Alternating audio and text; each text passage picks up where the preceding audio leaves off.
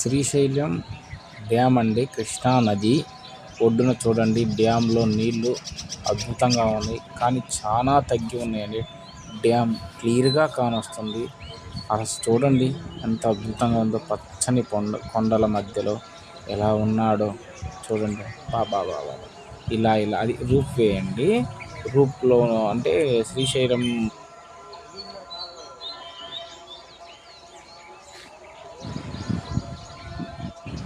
అక్కడి నుంచి రూప్లో వెళ్తారండి.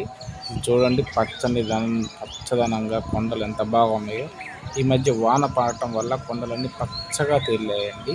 ఇప్పుడు చూడండి ఆ వాతావరణం వాటికి అసలు ఎంత బాగా ఉందో. అలా ఉండేది ఒక కొండల మధ్యలో మాత్రమే. అసలు ఎన్ని కొండల మధ్యలో ఉన్నాడో చూడండి. బ్రహ్మరాంబ మల్లికార్జున స్వామి శ్రీశైలం చూడండి, అది అద్భుతంగా ఉంది చూడండి.